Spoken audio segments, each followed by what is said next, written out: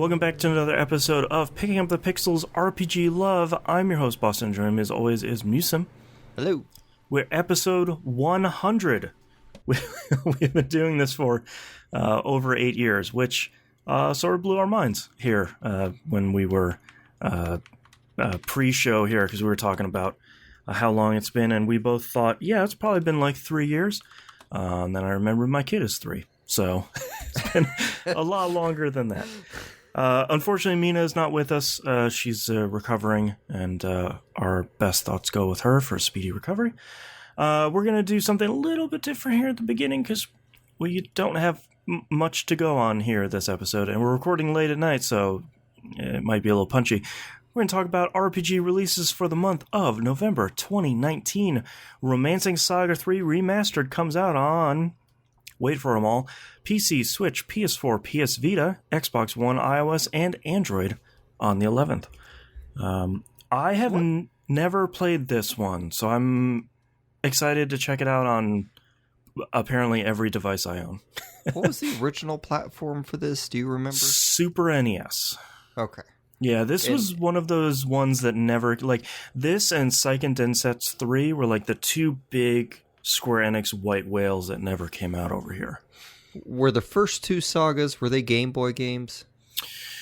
Yes. So Final Fantasy Adventure? No. Okay. Final Fantasy Legend on the Game Boy, 1, 2, and 3, those are all Saga games. Okay. Yeah. Like the series is historically sort of like, here's an RPG, but everything about it is weird. Like, all the systems are weird, all the characters are weird. Like, Final Fantasy Legend 2 has that thing where if you start with a monster in your party and they eat other monsters' meats, there's like a flow chart of what monster they're gonna evolve into. And it's like, this is all terribly complex for like a 2-bit system. So... I've always heard Romancing Saga 3 is really good, but I have never played it, emulated or otherwise, so maybe now's the time. And lastly, Pokemon Sword and Shield comes out on the Switch on the 15th. The first non-handheld true Pokemon game, although I guess the Switch is kind of a handheld as well. But this game seems and looks really good. And I like the really giant fat Pikachu, the one that's like 15 stories tall. I'm way into that. But other than that, I feel like I don't know too much about this. So I usually play I feel like Pokemon games are like Call of Duty, where it's like every 5 games I'm sort of like, yeah, I could maybe play another one of those. That maybe it's been time enough. No. Someday I will play the Pokemon series. But you've never played any of them? Except for the phone game that they did. I briefly played that. Oh, yeah. Whatever it's called. I would... But like every time I think about it, I'm like, I need to get an original Game Boy in that right. game. Get red and transfer all my Pokemon through all the games. Right. I think that there's like a cutoff point at some point where you can't.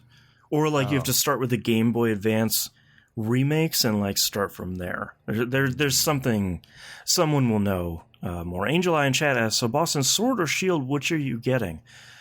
I don't know. I sort of like the dog with the sword on the art, but I think my real... there would be my 2 considerations for a Pokemon game are, 1, can I get all the starters in each game? Which I believe you can. I want that fighting rabbit score bunny with like the Band-Aid on its nose. It's the cutest thing ever. The other one is I want to know that that duck with the shield that's holding that leek that's like 50 feet tall. I want to know what game that one's in, because that's the one I want. Yeah, but there's critical decisions here on Pokemon. But yeah, all right, that's our releases for November 2019. So let's get into what you've been playing this past month, Musim. So I actually thought of now up to 4 games. I remembered another one. Saving the show. Yeah, yeah. So I play a bit more Final Fantasy VII. Okay. Angel Eye in chat says the duck is in Sword, so Sword all the way. Good to know. Duck Sword. Duck Sword, that's right. It's weird, like how replaying Final Fantasy VII, like if you had asked me a few years ago, I would generally think of like Final Fantasy 7 and 8 as kind of my favorites, like the definitive Final Fantasies to me. Right. Like the start of the second gen Final Fantasies. Yeah. And 7's really where I joined, but replaying through it, like, I really don't like hardly any of the systems in this game. I have felt that way for a long time because I replayed it maybe on the PSP, like when they started doing PS1 games on there, and I got so much flack for it, but I was sort of like, hey, this game is wildly uneven and often not a lot of fun. Like the characters and story, okay, I get it. Like those parts are good, and I think that's what carried me through the game. Eventually, like the Turks are a delight to run into. Just the ridiculous nature of that group. But that song is great. But then you deal with the freaking mini games, and like grinding materia is not. Whoever thought that was a good idea of let's give them barely any AP to level up the materia. Yep. I can't remember why I have to level it up. I feel like it duplicates or something at the end, but I know there's a reason. And I feel like that, that was the era of RPGs putting like on the box. It's like 2 hours of cutscenes. It's like over 100 hours of gameplay, and it's like but like 95 hours of this game are like grinding materia. It was very much like your game is going to sell better if you put on the box that this game is like 400 hours long. Yeah, like on the Switch version, having the infinite limit breaks and the extra speed and turning things off is really a lifesaver. Like I don't think I've gotten too much further since the last cast. I think I spent some time just kind of grinding out some levels and limit breaks, and it's like my next destination is the City of the Ancients, and I've gotten the key to go in there from Dio, and the City of the Ancients is where the thing happens, right? Which I guess we can't just loosely talk about as a spoiler anymore. Too many people get so upset about like such a weird concept. 20-year-old spoiler. But now I have a certain character that I have to at least get their fourth limit break before I head over there. Right. So I don't know why. It's stupid. There's a trophy. Yeah. Oh, is it? Okay. Yeah.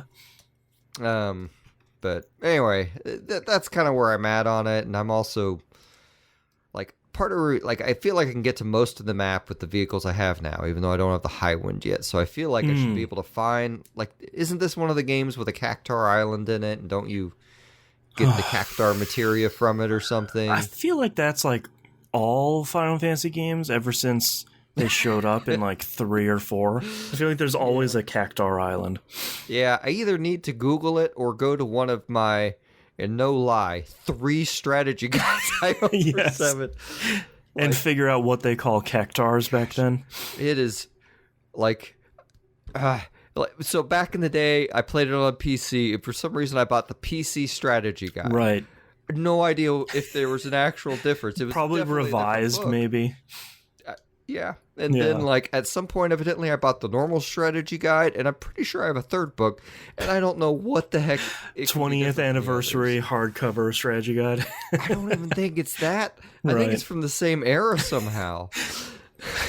If you had a PS1, I think you just had a Final Fantasy VII strategy guide. Like, it came in the box. Yeah. It's, I don't know.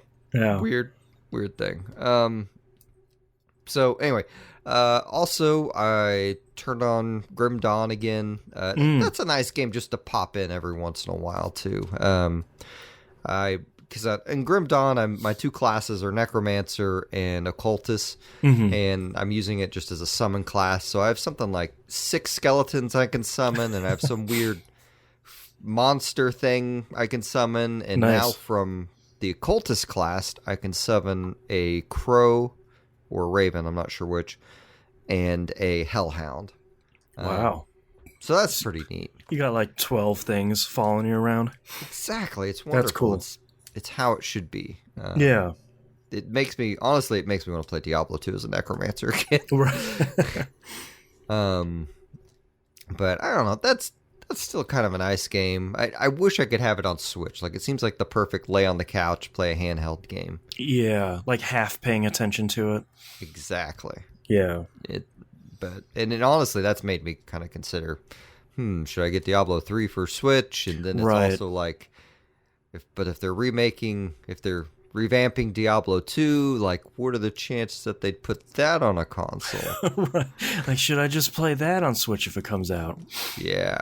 So that's just going to delay any purchasing there anyway. But I briefly popped in Witcher 1. I've been trying to make myself play that like a couple times a week. I am enjoying it more now that I'm just not... Like, previously when I was playing it, I was getting frustrated because I just wanted to be at it. Now, I'm just treating it as a game. Just something I'm playing for enjoyment, wandering around with the ridiculousness of it. Like, making a little bit of progress here and there. Yeah. So, like, in Act 5, I don't think there is any... Like, the main game plot is gone now. I don't know where it is. I don't know where to find it. Okay. Like... Act 5 literally starts out with you being teleported out of the city away from the main plot. You're just in this random place. You run into like another Witcher, and that happened a long time ago in my game. And now I'm just wandering around, and there's evidently this woman who's marrying a guy who's in love with a different woman, and evidently the woman's sister is in love with that guy, and like there's like a... I feel like there's more than 3 people in this love triangle. I feel like it's like a 5-person love triangle somehow. And like, I think one of them's dead and might have turned into a Noon Wraith, but I'm not really clear on the context of that. And like, I tried fighting the Noon Wraith and lost, and that was also me trying to remember the combat system. And get all your just preparation done. Yeah. Yeah. Well, in this one, like, the Witcher Combat 1 system is actually really easy once you remember what it is. And all it is you wait for the symbol to turn to like a glowy sword, and you press the button. Yeah, you like click your left mouse button. Exactly. As long as you get that timing down, you will beat most things. Right. And if you're losing, it's probably because you've either let yourself be surrounded or whatever, and you just need to do more drugs and... Right. Witcher drugs. Yeah. Anyway, I don't know. I've just been kind of doing random quests that may or may not be progressing the main plot. I don't know. I don't really know how to get out of this place. There's a broken bridge. Maybe I need to help them repair it. Maybe I don't. Yeah, you got to solve the love pentagram. Maybe. Love pentagram. Anyway, so where I'm at in the game right now, like, this little kid for some reason is following me in the field, and I don't remember the plot line for this little kid, but I know Shawnee was taking care of him, and I think that was like a story decision I made, and I think the woman enchantress that I guess is his girl fling in the other games is mad at me right now because I gave the kid to Shawnee. Oh, okay.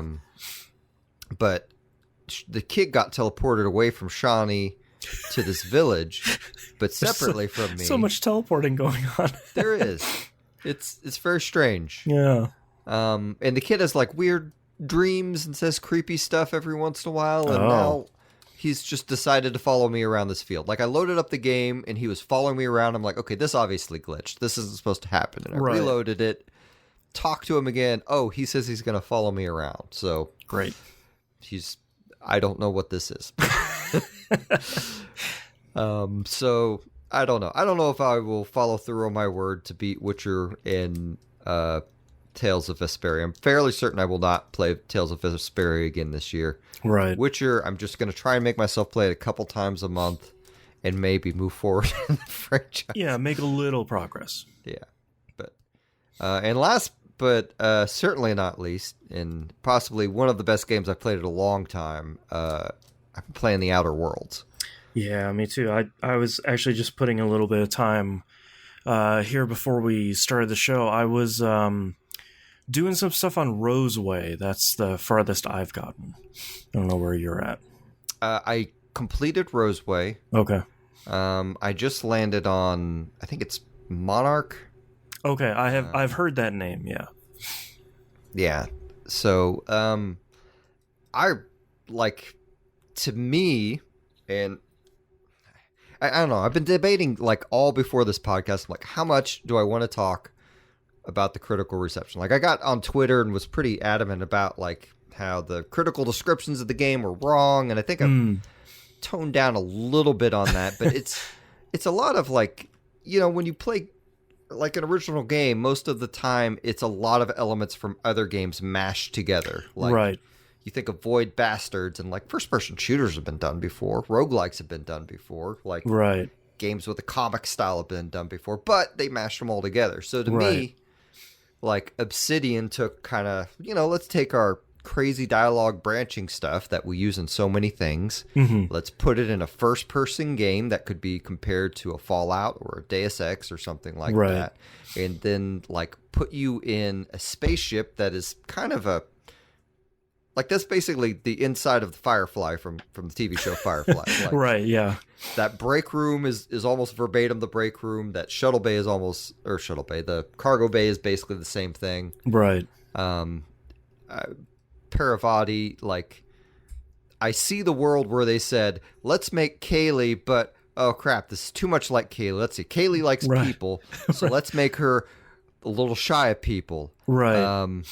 Kaylee is a little promiscuous, so let's make her the direct opposite of that. Right. Yeah, we'll make her ace, and here's Parvati. Yeah. It's like, oh, yeah. Which although really, Parvati is really great.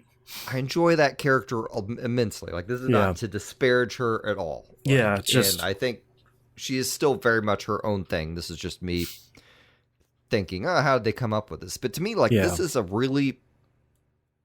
It in a way, it's kind of the game I've always wanted. Like, it's I've been telling people it's like Fallout and Mass Effect had a baby.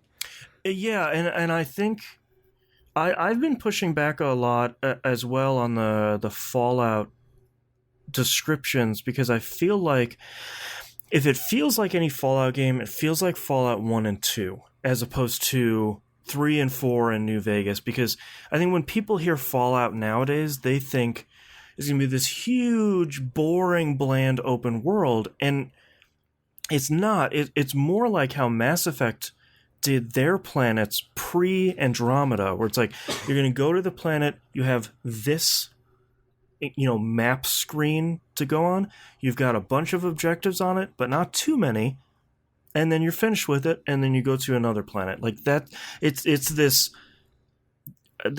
I don't want to call it compartmentalized, but it's like that's the satisfying version of compartmentalized. Yeah. It's like you don't have. It's not like Xenoblade Chronicles, where it's like, all right, I'm gonna hit this town. 40 side quests later, I picked up. I can now go out in the open world. It's like, no, you have maybe 2 or 3 quests. One of the quests might have like 3 things you need to do in it. Sometimes they're optional. Go crazy. Like, here's 1 or 2 dungeons. Here's your town. It's not that big, and I think, to me, that's one of the biggest selling points to it. Yeah, I honestly, like, this is a game that, I hope they think of I don't know what the ending of this game is going to be like. Like, you're certainly not corralling various factions against each other like in New Vegas or something. Right. So I'm not sure where this game winds up, but I hope there's DLC for it, and I hope they continue. But like, the last thing I would want in the sequel is for them to say, cool, our game did financially well, we have a bigger budget, now let's just explode this out. Like, open world time, all right. Yeah, like, I love the tightly knit nature of this. And like, one of the things I've always wanted, and I'm fairly certain I've said it on this podcast, is like a Elder Scrolls or whatever style game where I have a spaceship and I can go places. And that's right. Honestly, this game has showed me, that was basically Mass Effect. Like, in a way. Yeah. Well, and it was tightly knit, and it's not like, I don't necessarily need a world to go and sightsee. I like doing that in games, but like, I like the tightly knit nature of this so much more. I like having the little areas to go with the little storylines and the optional parts, and it's all well designed. Like, each dungeon has been crafted. Like, it's not just, I don't know, slap a couple of hallways and some rooms in there, you're done. Yeah. Yeah. And I really like also that I'm not at this point in time, my goal is not to save the Reaper or save the universe from some existential threat. Right. Yeah, and your goal is either turn in that guy who woke you up, which you can do very early on in the game, or get all the stuff you need to wake everybody else up on the ship. And it's like, great, cool. Like this is a big enough story for me to care about, but it's like you said, it's not sort of, well, they're gonna wipe out the universe unless you, the one person, stop them. Yeah. Yeah. It's and honestly, I kind of wish they'd like kind of just ditched off like inventory management to an extent. Like, yeah, like to be clear, like there are certain aspects of it I really like. I really love all the stuff the engineering skills brings with tinkering. Yeah. And, like the mod stuff. I always like modding things. Yeah, me too. But like, just, you know what? Just get rid of encumbrance. You don't need 500 weapons in this game. Just give me like right. a dozen ones with some really cool mods that can completely change the weapon. And I think that's all you'd really need. Yeah. I think one of the things that's the most interesting is I've been recommending people, once they're a little bit into the game, if they don't want to get spoiled, to go watch the Giant Bomb Quick Look EX, because two of the guys from Obsidian came on to play the game, and oh wow, they were really honest about time constraints and budget constraints, where it's like we could have done X, Y, and Z, and we could have made this game bigger or whatever, but we didn't really have the budget or the time, so we wanted to focus on smaller environments and more interesting stories in those environments as opposed to really blowing this game up. And I think Outer Worlds has satisfied me even this early on in the game, and I'm seeing most people finishing it in about 20 hours, which is really great because I would like to hop back in this game and try some of the other decisions I haven't made, because as opposed to Mass Effect, I think one of the things that's really great about Outer Worlds is, you know, you make that big decision at the end of Edgewater, and there's no right choice, and there isn't a this is the Paragon and this is the Renegade choice. You know, it's not like steal everybody's stuff and shoot them, or like I'm gonna fix everybody's problems. Like, no, you have to make a choice, and someone's gonna suffer no matter what you do. So you got to make a choice. Yeah. And I think that's what Obsidian does really well. So on that choice, like, I agree with you on that for most of the game, but I also think that I made the best choice on that, and I won't get into it because it's spoilers. But okay, if you make one choice, there's a certain kind of swapping and reuniting of the factions you can do afterwards. Yeah, I did that too. I sort of stumbled into it by saying, like, well, I guess I hope this happens if I make this choice. Oh, it did. All right. But boy, the sign you can read in your cabin on your ship made me feel real bad about that decision. I don't know if you've seen the like Spacer's Choice sign that appears in your cabin, but basically when you make that choice, it says something like you've reunited the factions, but you've taught them not to dream. And I was like, oh, my heart. Ow. Oh, wow. Yeah, it's like, video game. Oh, God. Honestly, I'm not really clear where like all the collectibles you find show up. Like I'll show up on the ship as like, no you idea. found these. Yeah, you like, found a seen saber that thing on the wall. I didn't realize I could read it, but yeah, I just upgraded. I picked a perk where I things I can interact with highlight 5 yards further away, or like 5 meters or something. Oh, wow. So, something in the game. So it's like I can now see a lot of stuff even further away. And I was like, oh, I can interact with this thing. Oh, that made me feel real bad. Okay. I'll have to look at that. Yeah. I gotta tell you, so in these games I am just a kleptomaniac. Yes. I feel terrible. Like I am just like everyone in this game is poor and miserable, and I am taking all of their stuff. And I feel so badly because like I'll go in someone's room in like a hotel or something, and they have 3 credit bits, like $3, and I'm like, I'm taking it. I might have 15,000 already. I'm taking those 3. I might need them later. It's like I left that poor person destitute over $3. Pretty That much. sucks. Oh, you just said all this stuff in the room is important to you. We'll just turn around and I'm taking it all. Yeah, I'm just gonna close that door and start scooping it all up. Yeah. Yeah. I've actually been pretty happy with not only the dialogue options in like being able to use your science and your hacking and your medical and all that stuff, but I really like how I'm able to take all of those skills and sort of circumvent pretty much anything deadly in my path, where it's like my hacking is up really high, so I can open this door, open this terminal, open this other thing, and kind of like scoot out the back without even seeing anyone. It's like that's exactly what I want out of one of these games, is that I want to minimize my fighting, I want to maximize speaking and hacking, and it actually works in this.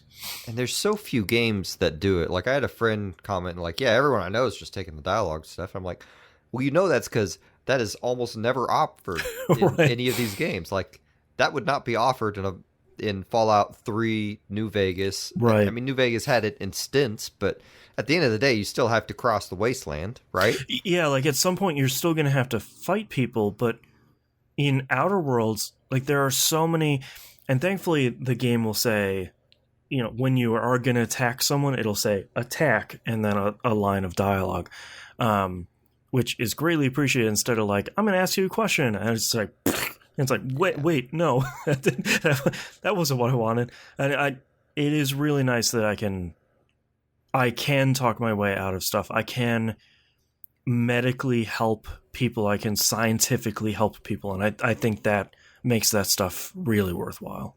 Yeah. I mean, I always appreciate when the game shows you the full dialogue choice. Like yes. Here, yeah.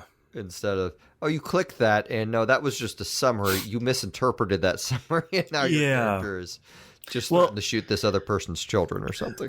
And I think a thing we haven't seen in... I can't think of a recent game that's done it. I think the Mass Effect trilogy did this. Is I really like when you're talking to people and like they challenge you, or you challenge them, or you're asking them a bunch of questions. Like Parvati is gonna chime in and be like, "Hey, don't be mean to my captain. Like she's just trying to help you." Or it's like Ellie's gonna come in and be like, "Oh man, I'm a doctor. Maybe you shouldn't do this thing with a bone saw." And it's like, that's cool. Like I want them to be part of my party, instead of just, well, she gives me 9 speech and she gives me something over here. They're not just stat monkeys. Well, and it happens like all the time. Like I had a character moment in the bar with Parvati. Yeah, and, me too. Ellie was with me, and Ellie piped up a couple times. Yep. Like, I brought her with me too. She's not just sitting there awkwardly listening. She's sitting out in the background. Like I liked that.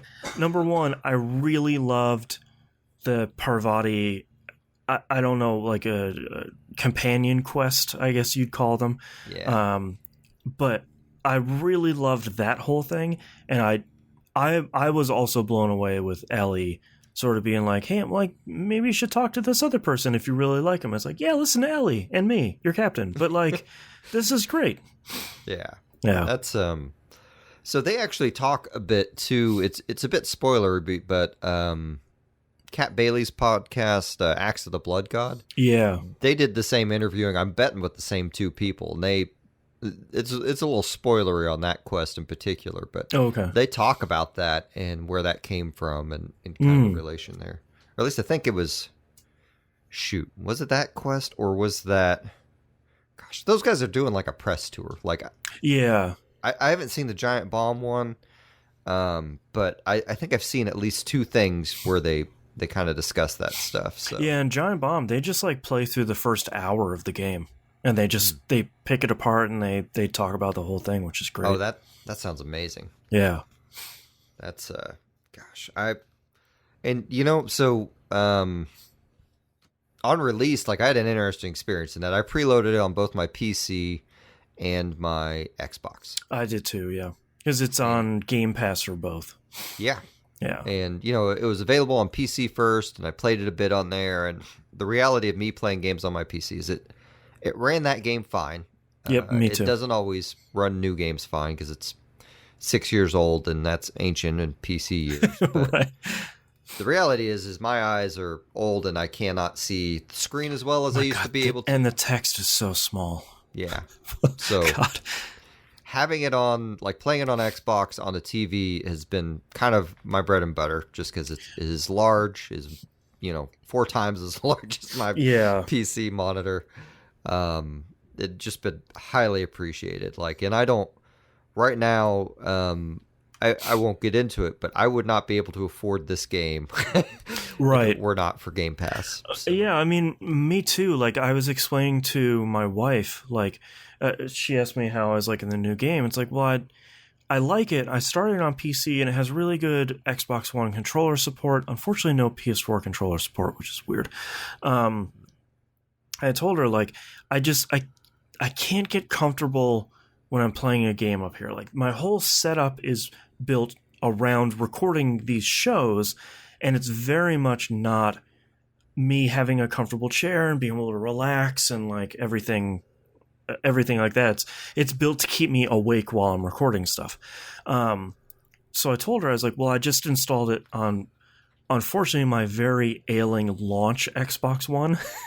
And I just installed it over there, and I restarted it because I had only played about an hour, and it doesn't have play anywhere. And I was explaining to her, like, this is how great Game Pass is. I just downloaded, I think it's like 30 gigs or something. I just downloaded it on my Xbox One, and I started it, and it was, for all intents and purposes, free. I didn't have to spend another $60 or, fight through getting comfortable in my office. I just, well, it's not working for me. I'll sit in my recliner and play the game. And I cannot say enough good stuff about Game Pass. It saved me so much money this year. It's really good. I really hope PlayStation comes out. I say that. I know they have some sort of service. I don't know how good it is. Yeah, they have PS Now that, like, you can download games, but it's always sort of like, now you can download GTA 5, and it's like, yeah, but like, that's pretty old.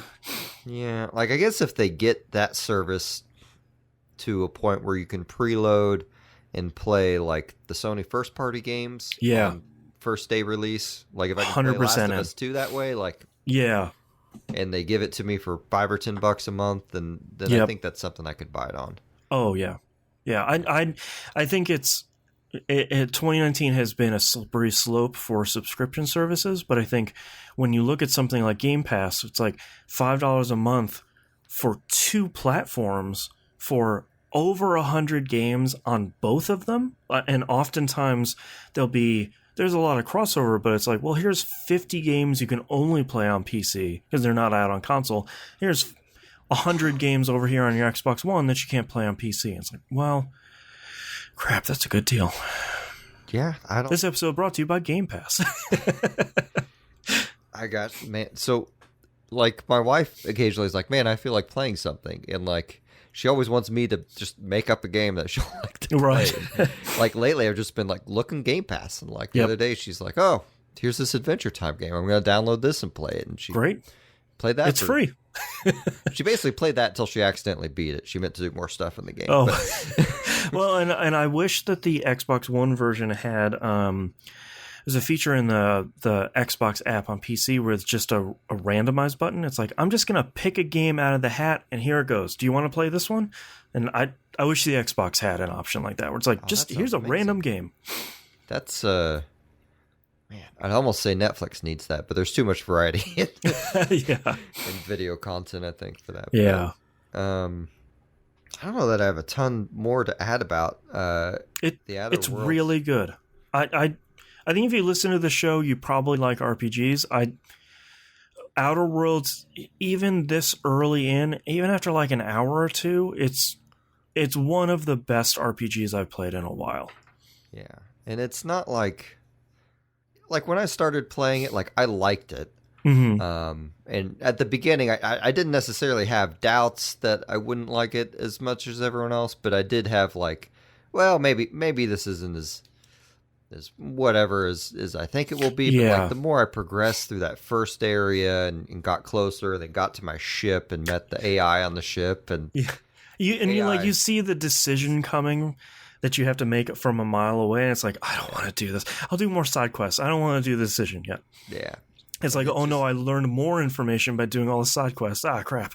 It is just won me over. Like, and when you leave the planet, the first planet, it's kind of like, it's almost like what Dragon Age Inquisition should have been, right? Like, yeah. Because you go in that first area in Dragon Age Inquisition, and it's too big, and it's too much stuff in it. What's it called? The Hinterlands, I think?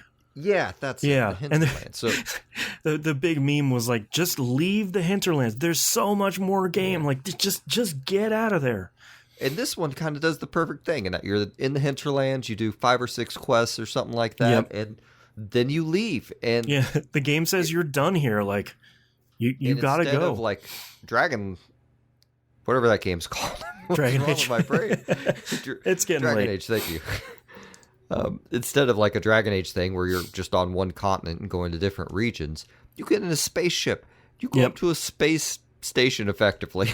Yeah, and I got really excited when it pulled up the galaxy map, and I was like, oh, okay, cool. Like, yeah, this is that. There's not too many planets. It's not something like, when Mass Effect would open its map, it's like 400 stars. It's like, no. It's like, here's like 8. And maybe one you can't go to. I don't know. I haven't gotten that far in the story, but you got a bunch. So it's manageable. It's great. Yeah. So, I like it. I'm sure we will talk about it next month. Yes, I'm very excited to finish it, but I'm savoring it. Yeah. Which is great. I feel like I've already spent 20 hours in it, but I may be wrong. I do spend a lot of time combing over stuff. Yeah. I'm probably wrong. I probably just spent like 12 hours in it. Yeah. Anywho, so that's all I got. Did I talk about the new Destiny 2 release last month? I don't believe I did. Yeah, I don't think you did. All right, so 2 new Destiny 2 releases came out. Let's talk about New Light first. So Destiny 2 New Light is now the base Destiny 2. If you've never played Destiny 2 before, this is where you start. Destiny 2 is free. It's not free to play or anything like that. The base Destiny 2 is free. It gets you all the content from year 1, basically the base Destiny 2 and the first 2 expansions, and a lot of the stuff from year 2, and that was the Forsaken launch. There's still some stuff like the raid and the dungeon and some outside stuff that you will need to buy Forsaken for, but it's pretty cheap at this point because they keep slashing the price on it. If you want to play Destiny 2, you've never played it before, and you have a friend that plays it, please have them help you. Bungie has not... Destiny 2 has always been a little obtuse, and it's always been a little bit... It could always use just like one more step of tutorials and just like one more sentence on each screen to just tell me what I'm supposed to be doing. Destiny 2 New Light doesn't do any of that to really welcome you to the game, and Destiny 2 is very large now, which is great for free because you just get to play a poop ton of stuff for free. But now, when you finish, they've redone the intro mission from Destiny 1, like where you get your ship and you go through old Russia and like the ghost wakes you up. They've redone that mission.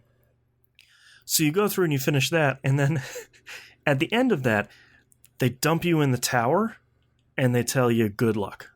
As opposed to when Destiny 2 launched, where you go through the whole storyline and you get all your powers back and that sort of gives you a tutorial.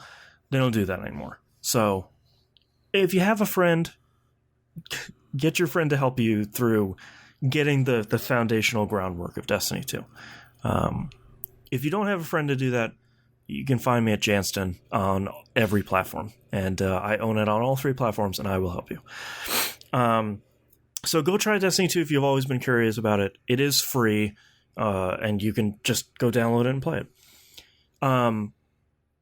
The big release, though, and it's technically a standalone expansion, is Shadowkeep. That is, if you don't own Shadowkeep, you can play the first mission and you can explore the moon. So you can do the patrol on the new location. For someone, I guess I'm technically a Destiny veteran at this point, who spent a lot of time on the moon in Destiny 1, seeing the moon back is really great, and having Bungie show the progression of time is even better. Because the moon was in bad shape in Destiny 1, but it's sort of fallen apart a little bit more this time, and there are more areas for you to explore, which is great. So it's not just, here's the moon from Destiny 1, we put it in Destiny 2, go exploring, which is great. There's sort of it's sort of confusing because there's two major storylines going on right now. One is Shadowkeep, which is Eris Morn, the professional spooky lady from Destiny 1, is back. She's found some horrible, evil stuff on the moon. Nightmares of things you've killed in the past have come back and they're haunting you. We're still sort of figuring it out. I really don't want to spoil anything else in the story because it starts to pay off a storyline that they started at the beginning of Destiny 2 Year 2 with Forsaken. And finally, they are progressing the story they've been telling season over season. At the same time, there's a brand new season in the game, Season of the Undying. And basically, the Vex are invading the moon for a reason we don't know yet. So we're sort of pushing them back off of the moon while we're, I don't know why, but building a Vex portal in the tower to go take the fight to them, which sounds like a really bad idea, and I will probably blow up in our face. But the one thing that Bungie is doing, because I think, Musum, one of the things, I don't want to speak for you too much, but I think one of the things that was starting to push you out of Destiny 2 is there would be a new season, there'd be a new activity, and there's like yet another activity to do on top of the 30 that are there, and then next season is going to have one or two more. So just there's more and more and more stuff in Destiny. What's great is Bungie have finally figured out that that's a problem, and that's an untenable situation. So the new event that's here in Season 8, it's called Vex Offensive, basically a wave-based horde mode. That storyline of that event progresses over the season, and then at the end of the season, we complete a story activity to, like, I'm assuming, push the Vex off the moon for good, and that activity goes away forever. So, like, you have this activity that's only around for this season. Once it's done, like, the storyline will close up that activity, and then we'll go on to something else in the next season, whatever that is. That's really great. because if you're like me and you're fairly hardcore into Destiny, there's all these great reward sources, but you've been playing that stuff for sometimes a year plus.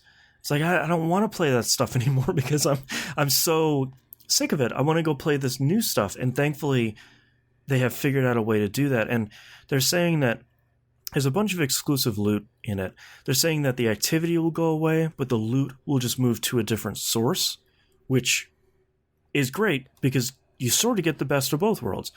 You play this activity and you finished it, and then the cool loot that you might want is just going to go somewhere else. So I think that's really smart. And there's about, it's like, I just looked today, I think there's like 35 days left in this season. So we're sort of getting to the halfway point. But I'm really curious to see how they're going to wrap that whole thing up and move into the next season, which is right now called Season of the Redacted. But I think because whatever storyline wise we wrap up in this season will introduce the next season. Because they're... That is... Go ahead. I should say that is highly appealing because, like, that's really my biggest problem with just games as a service in general is that they all want to monopolize your time. Like all of your time, and not just like, you can play this one day a week and you're fine. It's like, no, like day in and day out, put your time in, like clock in, clock out. And the other great thing they've done is you can purchase every season individually now. So if a new season gets announced, Season of the Drifter last year is the famous example. That was focused purely around Gambit. And if you didn't like Gambit, sorry, you bought it anyway. Every season now is just $10. If you didn't buy the season pass, which gets you all 4 seasons, if you don't like what's going on in that season, you don't have to buy it. And you can still play all the other bajillion stuff that's in Destiny 2. And if you like it, buy that one, buy the season pass, whatever. I think that's a way smarter plan for it. So yeah.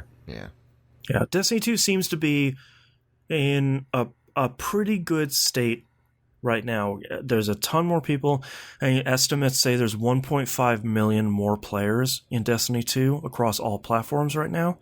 And that was on top of between 1 million and 1.2 million people before. So more than doubled the amount of people that are playing.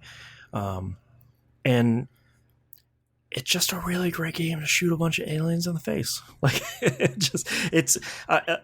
like you were talking about with Grim Dawn.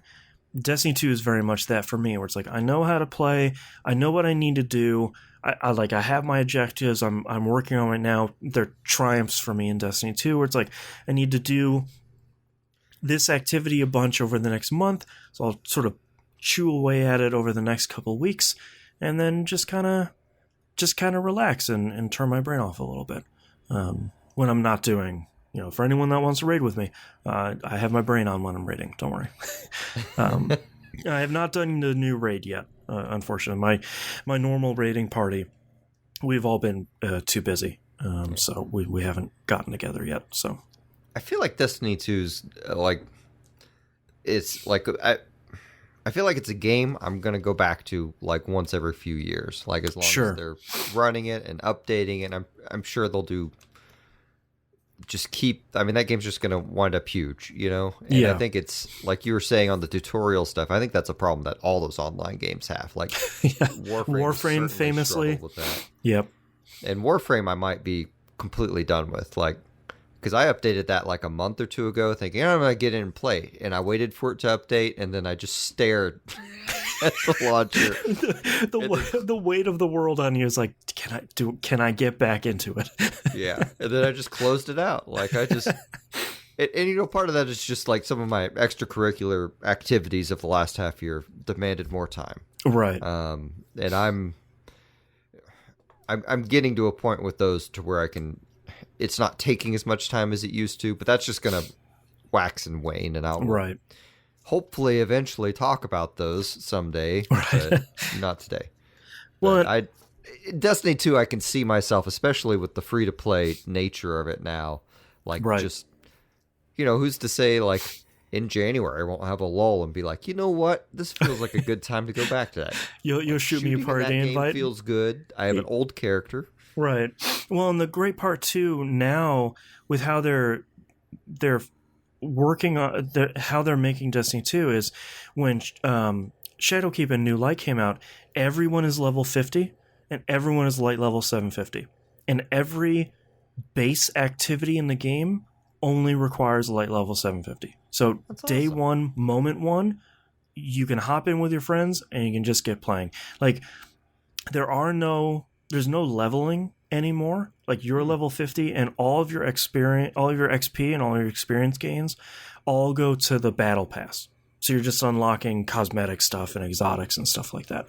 So I think that's a really smart choice, because someone like you, whenever you have some free time, it's not like, oh God, I have to go in and I have to do all this homework just so I can go play with my friends. It's like, no, man, like hop in a party and let's go do some stuff. Like you're ready. We're good. Let's go do it. Awesome. I think I wish Bungie would talk more about that, because I feel like that would bring a lot of people that were correctly bitten by Destiny 2's first year, where it's like, hey man, if you want to check out all this stuff, get all that stuff for free and hop right in with your friends and start playing stuff. I think that's a really smart choice. Okay. So I think that's it for Destiny 2. It's sort of hard because there's a lot of new stuff, but it's all kind of still Destiny 2. Like, if you really didn't like it before and it really pushed you away, nothing here is really going to pull you back in. It's not like, hey, suddenly it's Fortnite and you can build stuff in PvP. It's not a radically different game. It's just, hey, we're taking the core of Destiny 2 and we're just kind of polishing everything. So, cool. But those are all the RPGs I played this month, which means that's our episode. Thank you very much, everyone, for listening. Visit us at pickingupthepixels.com. Everywhere to find and follow us is on the right-hand side of the page. Patreon.com/E1M1. The ones are numbers. The $5 a month tier is the one you really want to do. Not per episode. I know some podcasts do that. Just $5 per month. Super cheap. All the early access and behind-the-scenes stuff. Sometimes outtakes. We have a show called Outcast. It's the uncensored outtakes from the show. Sometimes PUP shows up on that. Not this month. Real quick in and out PUP After Dark recording. But patreon.com/E1M1. All that stuff. Musim, where can we find you online? So my nexus for all my audio endeavors is at jbaudio.net, and you can find me on Twitter at John Musim. You can find me at e1m1.com for all my shows. And also, since I'm talking about Destiny, DestinyEmblemCollector.com. I'm obsessed with emblems in Destiny. I want to tell you how many of them are available and exactly how you can get them, because Destiny 2 doesn't. DestinyEmblemCollector.com. It's free and there's no ads. So go crazy. Thank you very much, Musim, for joining me yet again. A pleasure as always. And we'll see you all next month. Bye. Thank you, everyone, for joining us live. We're going to go because it's starting to get late. Bye.